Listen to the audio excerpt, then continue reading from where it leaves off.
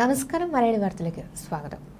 കഴിഞ്ഞ 10 മാസമായി കണ്ടതിനേക്കാൾ ദൈർഘ്യമേറിയതും വിനാശകരമായ ഒരു സംഘർഷം ആരംഭിക്കാൻ സാധ്യതയുണ്ടെന്ന റിപ്പോർട്ടുകൾക്കിടെ ഇസ്രയേലിലെ മൂന്നാമത്തെ വലിയ നഗരമായ ഹൈഫയിൽ ഇറാൻ പിന്തുണയുള്ള ഇസ്ലാമിക് റെസിസ്റ്റൻസ് ഡ്രോൺ ആക്രമണം നടത്തിയ സംഭവത്തിൽ ഇസ്രയേൽ സൈനിക താവളങ്ങൾക്ക് നേരെ ഹിസ്ബുള്ള നടത്തിയത് 6 ആക്രമണങ്ങളെന്ന് റിപ്പോർട്ട്. ഇതിൽ 2 എണ്ണം മിനിറ്റുകളുടെ വ്യത്യാസത്തിലായിരുന്നു. ഇസ്രയേൽ ഡ്രോൺ ഉപയോഗിച്ച് മിസൈലുകൾ നശിപ്പിക്കുന്ന വീഡിയോയും ഹിസ്ബുള്ള പുറത്തുവിട്ടിരുന്നു. ഇസ്രയേലും ഹിസ്ബുള്ളയും ശത്രുത അവസാനിപ്പിക്കണമെന്ന് UN രക്ഷാസമിതി ആവശ്യപ്പെടുന്നതിന് തൊട്ടുമുമ്പായിരുന്നു ആക്രമണം. 15 അംഗങ്ങൾ ഐക്യകണ്ഠേന അംഗീകരിച്ച ഫ്രഞ്ച് കരട് പ്രമേയത്തിലാണ് UN ആവശ്യം വന്നത്. നഗരത്തിലെ സുപ്രധാന ലക്ഷ്യത്തിൽ ആക്രമണം നടത്തിയതായാണ് ഹിസ്ബുള്ളയുടെ അവകാശവാദം.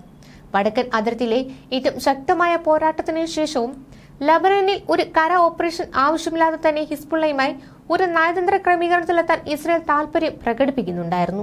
ഏറ്റുമുട്ടൽ കൂടുതൽ കരുത്താർജിച്ച പശ്ചാത്തലത്തിൽ യുദ്ധഭീതിയിൽ അയവ് വരുത്താൻ അമേരിക്കയും കിടന്ന് പരിശ്രമിക്കുന്നുണ്ട്. എന്നാൽ ഗാസയിലെ ആക്രമണങ്ങളിൽ ഇസ്രയേൽ അയവ് വരുത്തുന്നില്ല എന്നതും ശ്രദ്ധേയമാണ്. ഇസ്രയേൽ നടത്തിയ ആക്രമണത്തിന് പിന്നാലെ ഗാസയിലെ പ്രവർത്തനങ്ങൾ താൽക്കാലികമായി നിർത്തിവച്ചിരിക്കുകയാണ് വേൾഡ് ഫുഡ് പ്രോഗ്രാം. ഇസ്രയേൽ നിയന്ത്രിത ചെക്ക് പോയിന്റിന് മീറ്ററുകൾക്കപ്പുറം വേൾഡ് ഫുഡ് പ്രോഗ്രാം വാഹനത്തിന് നേരെ ആക്രമണം ഉണ്ടാവുകയായിരുന്നു. ഇനിയൊരു അറിയിപ്പുണ്ടാകുന്നതുവരെ പ്രവർത്തനങ്ങൾ നിർത്തിവയ്ക്കുകയാണെന്ന് WFP അറിയിച്ചു. വാഹനം ചൊവ്വാഴ്ച രാത്രി വാദി ഗാസ ബ്രിഡ്ജ് പോയിന്റിലെത്തിയപ്പോഴായിരുന്നു ആക്രമണം നടന്നത്.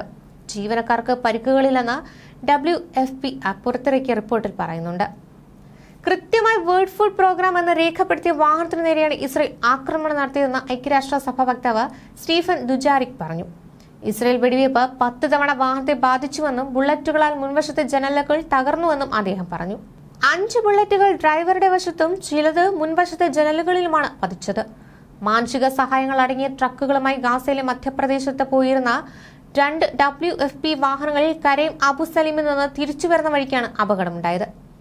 ഇസ്രയേലുമായി ഏകോപിപ്പിച്ചായിരുന്നു വാഹനം കടന്നുപോയതെന്നും ഏകോപന സംവിധാനങ്ങൾ പ്രവർത്തിക്കുന്നില്ല എന്നതിന്റെ തെളിവാണിതെന്നും ദുജാരിക് പറഞ്ഞു.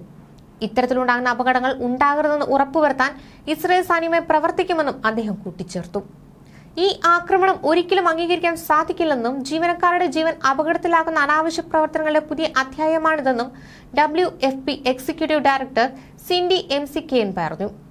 ഗാസയിലെ മുഴുവൻ സന്നദ്ധ പ്രവർത്തകരുടെയും സുരക്ഷ ഉറപ്പുവരുത്തണമെന്ന് ഇസ്രയേൽ അധികാരികളോടും എല്ലാ കക്ഷികളോടും WFP ആവശ്യപ്പെട്ടു. സംഘർഷം ആരംഭിച്ചതിനു ശേഷം WFP പ്രവർത്തനങ്ങൾക്ക് നേരെ ഉണ്ടാകുന്ന ആദ്യത്തെ അപകടമല്ല ഇത്. എന്നാൽ ഒരു ചെക്ക് പോയിന്റിന് സമീപത്ത് നിന്നും WFP വാഹനത്തിന് നേരെ ഉണ്ടാകുന്ന ആദ്യത്തെ ആക്രമണവും. അതേസമയം ഗാസയിൽ ഇസ്രയേൽ തുടരുന്ന ആക്രമണങ്ങളിൽ 24 മണിക്കൂറിലൂടെ 70 ഫലസ്തീൻകാരാണ് കൊല്ലപ്പെട്ടത്. അധിനിവേശ വെസ്റ്റ് ബാങ്കിലെ തുൽക്കരി, ജനീൻ നഗരങ്ങളിൽ 18 ഫലസ്തീൻകാരും കൊല്ലപ്പെട്ടു. ന്യൂഷംസ് അഭയാർത്ഥി ക്യാമ്പിലെ ആക്രമണത്തിൽ ഫലസ്തീൻ സായുധ പ്രസ്ഥാനമായ ഇസ്ലാമിക് ജിഹാദിന്റെ കമാൻഡർ കൂടിയായ മുഹമ്മദ് ജബീറും കൊല്ലപ്പെട്ടു. ന്യൂസ് ഡെസ്ക് മലയാളി വാർത്ത.